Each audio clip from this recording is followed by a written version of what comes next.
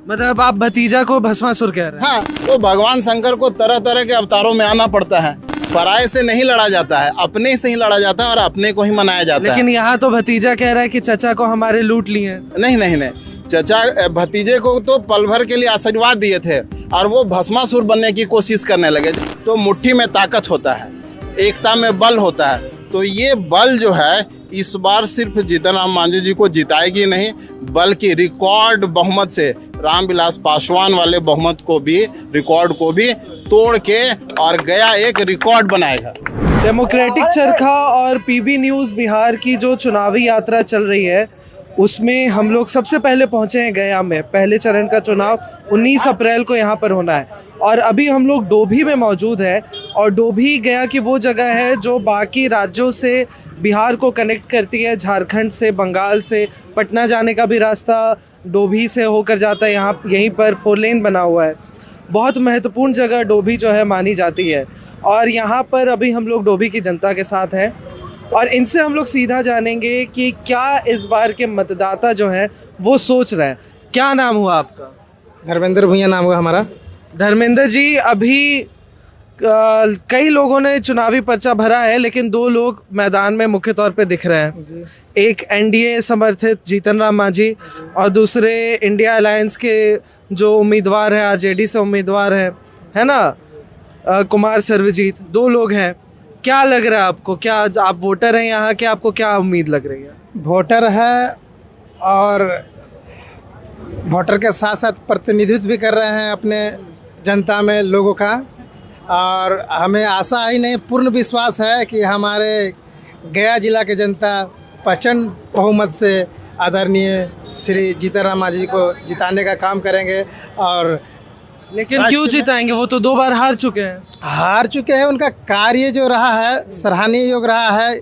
भले ही वो सत्ता में नहीं रहे हैं, लोकसभा नहीं जा पाए, लेकिन वहाँ नहीं जाने के बावजूद भी यहाँ का जनता का काम करते हैं। और मंत्री बन गए बहुत सारे लोग, लेकिन उनके घर जाइएगा तो आपको लाइनें नहीं मिलेगी पब्लिक का। जितना भी समस्याएं यहाँ पे होती है, सबसे ज़्यादा अगर पब्लिक का भीड़ रहे और पब्लिक को उम्मीद भी जीतन राम मांझी से होता है और पब्लिक वहाँ जा करके संतुष्ट भी होते हैं। अच्छा, आप भुइयां समाज से हैं, भुइयां समाज का प्रतिनिधित्व कर रहे हैं। दलितों के ऊपर इतना लगातार हिंसा हो रही है, भेदभाव होता है, उसके बावजूद आप कह रहे हैं कि जीतन राम मांझी जीतेंगे, जो एनडीए से उम्मीदवार हैं। एनडीए का कोई बयान नहीं आता है दलितों के ऊपर, ऐसा क्यों? नहीं, ऐसा कुछ नहीं है। मांझी जी चाहे एनडीए में रहे चाहे यूपीए में रहे, हमेशा दबे कुचले का आवाज़ बनने का काम किए हैं। और मांझी जी हमेशा गरीब गुरुबे का ही आवाज़ ऊपर उठाने का काम किए हैं। ऐसा नहीं है कि दलितों का आवाज़ नहीं उठाते हैं। जीतन राम मांझी से मतलब है चाहे वो जहाँ से चुनाव लड़े। जी जी, जहाँ भारत का किसी कोना में भी लड़ेंगे ना तो दलित लोग उनका साथ है। बिहार में दलितों का सबसे बड़ा चेहरा जीतन राम मांझी माने जाते हैं ना, तो और यहाँ सुरक्षित सीट है, गया सुरक्षित सीट है। अब इसमें जब चुनाव होता है और इसमें जीतन राम मांझी आते हैं चुनावी मैदान में तीसरी बार, और पिछले बार कम मार्जिन रहा था, 2014 में ज़्यादा मार्जिन रहा था उनके हार का। इस बार हालांकि कई लोग कह रहे हैं कि नहीं, उनके जीतने की पूरी उम्मीद है। क्या आपको लग रहा है कि या जो 2 बार से विधायक यहाँ के रहे हैं बोध गया से, वो जीतेंगे? देश में अब की बार 400 पार के साथ इस बार पूरी 40 की 40 से लोकसभा सीट एनडीए को जाएगी। और जहाँ तक 2 बार हारने की बात रही तो 1 अंगुली था, 2 अंगुली था, इस बार 5 अंगुली है और वो मुट्ठी बन चुका है। 5 उंगली में एक रामविलास की पार्टी हो गई, चिराग पासवान वाली, हाँ, और आप हो गई, जदयू हो गए, बीजेपी हो गए। तो मुट्ठी में ताकत होता है, एकता में बल होता है। तो ये बल जो है इस बार सिर्फ जीतन राम मांझी जी को जिताएगी नहीं, बल्कि रिकॉर्ड बहुमत से रामविलास पासवान वाले बहुमत को भी, रिकॉर्ड को भी तोड़ के और गया एक रिकॉर्ड बनाएगा। तो गया से ये रिकॉर्ड बनने की उम्मीद है। लेकिन कई लोग जो हैं ये भी दावा कर रहे हैं कि एक रिकॉर्ड तो कुमार सर्वजीत ने बनाया है। 63 साल में वो लगातार 2 बार विधायक चुने गए, एक रिकॉर्ड 63 साल का रिकॉर्ड टूटा।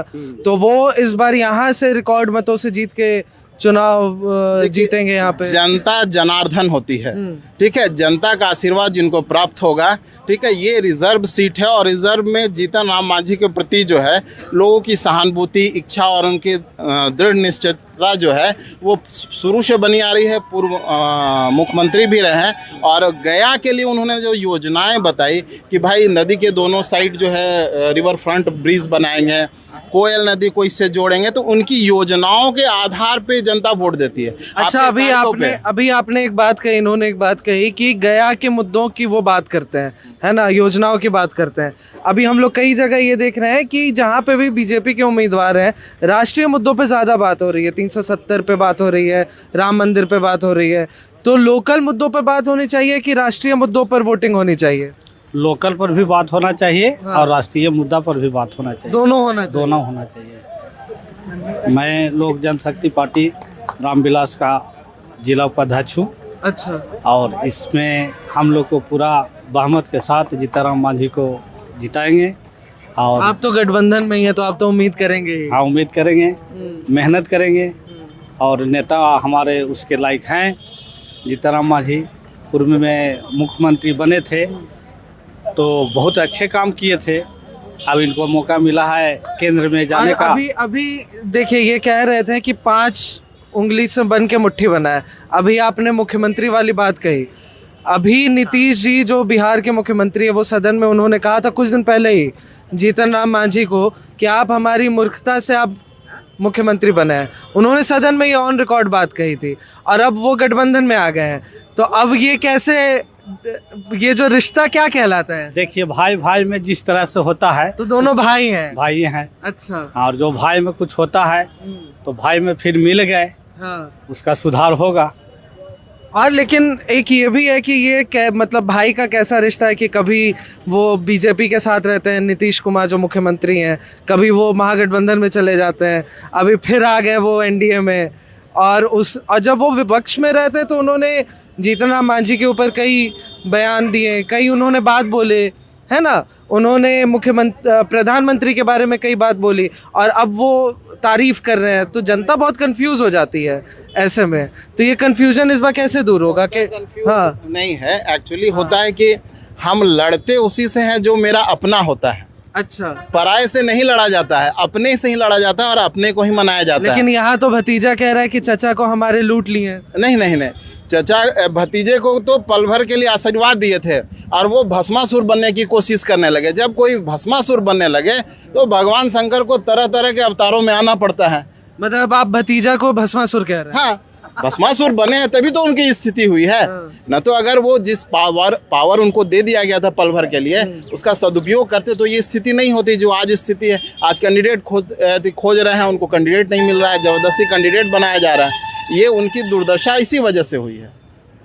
तो ये जो दुरुपयोग नहीं होना चाहिए, बल वो दुरुपयोग कर रहे हैं। हाँ, वो दुरुपयोग कर नहीं रहे हैं, कर चुके, जिसका परिणाम क्या दुरुपयोग हुआ? दुरुपयोग ये कि जब सत्ता में आए, उनको सत्ता मिली, तो जो काम होना चाहिए लोक जन के लिए वो कार्यों को रोकने लगे।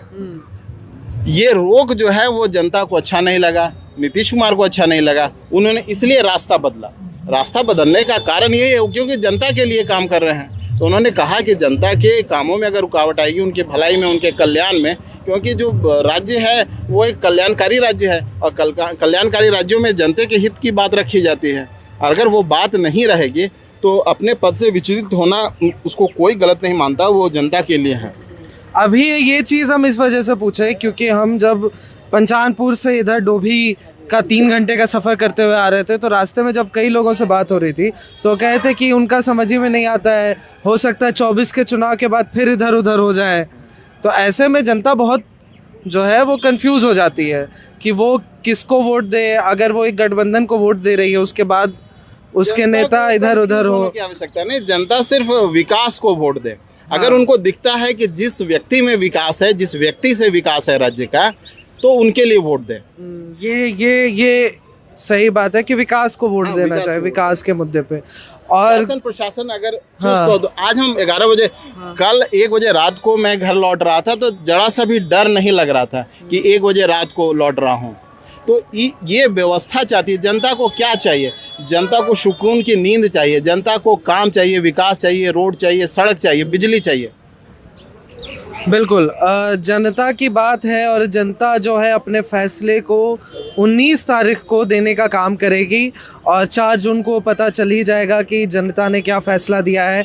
और हम लोग अभी डोभी में थे, डोभी में हम लोगों ने लोगों से बात की है और अभी हम लोग गया में और लोगों से बात करेंगे, अलग अलग गांव में, ब्लॉक में, पंचायत में जाके बात करेंगे और देखेंगे कि वहाँ के लोगों का मिजाज इस बार क्या है। आपको हमारी ये रिपोर्ट कैसी लगी आप हमें कमेंट करके ज़रूर बताएं। और आप देख रहे थे डेमोक्रेटिक चरखा पॉलिटिक्स बिहार की ये चुनावी यात्रा। बहुत बहुत शुक्रिया।